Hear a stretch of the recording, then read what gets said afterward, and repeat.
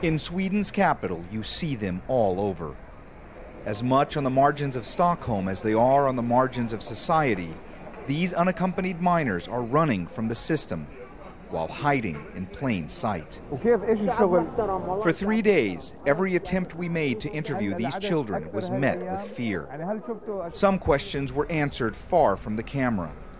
Other questions were greeted with first skepticism and later hostility. By night, police watch out for them. By day, social workers look out for them. I cannot really understand that some of them try to avoid us, and when they don't know what we want with them, this is actually just a way for us to be able to offer them support.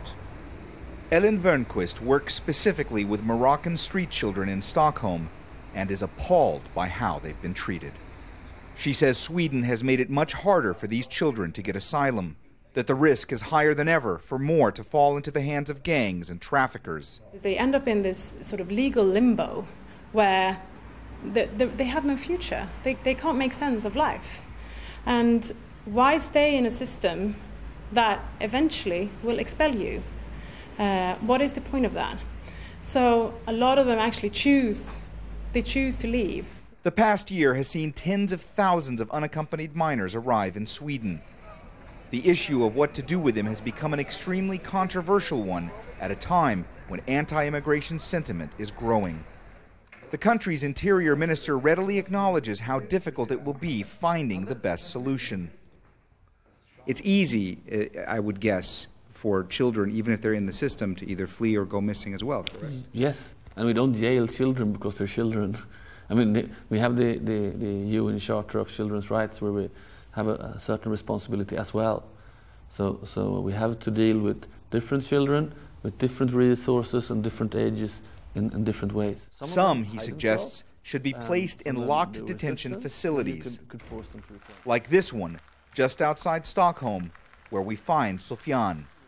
The 18-year-old Moroccan, whose identity we are hiding for his protection, thought life would get better when he arrived in Sweden 2 years ago and was placed in a refugee camp.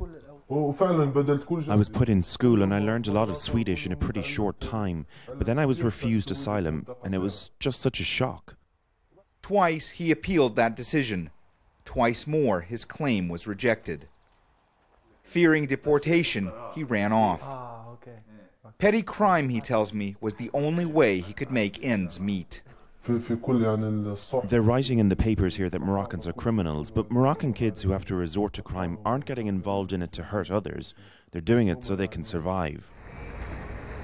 Words echoed by so many others on the streets of Stockholm. Kids and teenagers who were out of options, having no idea where they should go, even as they try to somehow keep going. Mohammed Jamjoom, Al Jazeera, Stockholm, Sweden.